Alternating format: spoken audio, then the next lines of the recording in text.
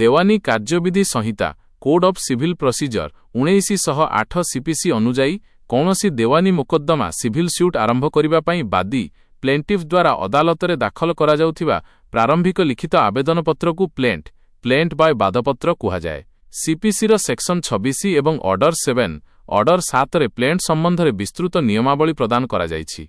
1 प्लेंटर मुख्य उपादान particulars of a plaint order 7 rule 1 गोटिए वैध प्लेंट रे निम्नलिखित तथ्य रहिबा बाध्यतामूलक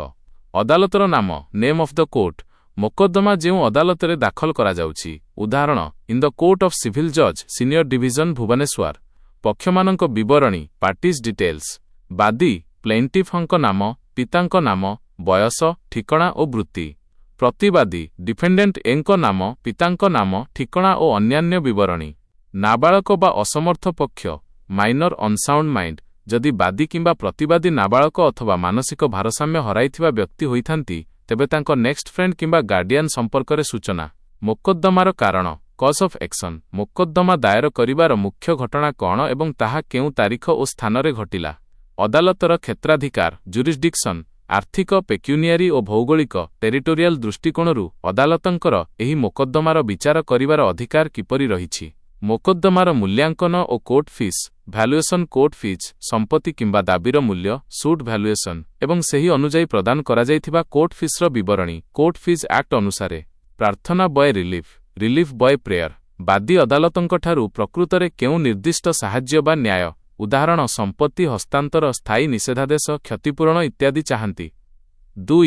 प्लेंट प्रस्तुतिर मुख्य ढांचा स्ट्रक्चर ड्राफ्टिंग फॉर्मेट भाग विवरणी हेडिंग टाइटल कोर्टଙ୍କ नाम केस नंबर स्थान ओ मोकद्दमार प्रकार e g. Civil suit no 2026 parties cause title plaintiff बादी vs डिफेंडेंट प्रतिवादीଙ୍କ संपूर्ण नाम ओ ठिकଣା pleadings facts of the case घटनावलीर क्रमानुसारे वर्णना प्रत्येक तथ्यकु संक्षिप्त ओ नंबर युक्तरे लेखाजिब कॉज ऑफ एक्शन पैराग्राफ केउ तारीखरे विवाद आरंभ हेला ओ अब्याहत रहिछि जुरिस्डिक्शन भैल्युएशन कोर्ट फीस एवं अदालतर क्षमता परिसर दर्शाइबा प्रेयर क्लॉज अदालतंकु करा जाइथिबा चूड़ांत निवेदन वेरिफिकेशन एफिडेविट बादीଙ୍କ द्वारा दस्तखत एवं सत्यपाठ एफिडेविट 3 दलीलपत्र संलग्न list of documents order 7 rule 14 बादी निज दाबी प्रमाण करिबा पई जेउ सबु प्रामाणिक दस्तावेज डॉक्यूमेंट्स उपरे निर्भर करूछंती ताहार एक तालिका लिस्ट ऑफ डॉक्यूमेंट्स प्लेंट सहित संलग्न करिबा बाध्यतामूलक प्रतिवादीଙ୍କୁ पठाइबा पई आवश्यकीय संख्यक नकल प्रोसेस समन्स कॉपी मध्य जमा करिबाकू होइथाय। 4 प्लेंट फेरस्ट ओ खारज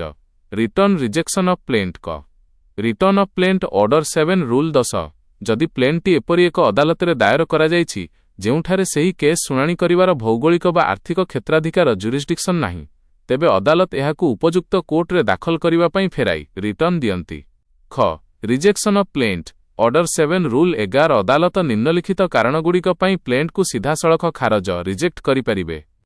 जदि प्लेंट रे कॉज ऑफ एक्शन मोकद्दमार कारण स्पष्ट भावे दर्शा जाई न थाए जदि दाबीर मूल्य कम दर्शा जाई थाए अंडर वैल्यूड एवं कोर्ट संशोधन पई समय देबा सत्वे बादी ताहा ठीक न करंती जदि पर्याप्त court fees insufficient court fee प्रदान करा जाई न थाए एवं निर्धारित समय रे ताहा दाखल करा जाई न पारे जदि मोकद्दमाटी कौनसी आईन द्वारा बारण करा जाई थाए बार्ड बाय लिमिटेशन एक्ट और एनी अदर लॉ जदि प्लेंट नकल दुईटी प्रस्तरे डुप्लिकेट दाखल करा जाई न थाए। 5 भेरिफिकेशन सत्यापन प्लेंटर शेष भागरे बादी एक भेरिफिकेशन प्रदान करंती जेउथिरे से स्पष्ट करंती जे प्लेंटर केउ गुड़िक तांकर निजस्व ज्ञान पर्सनल नॉलेज उपरे आधारित केउ गुड़िक प्राप्त सूचना और विश्वास इनफॉर्मेशन बिलीफ उपरे आधारित एवं सेगुड़िक सत्य अटे।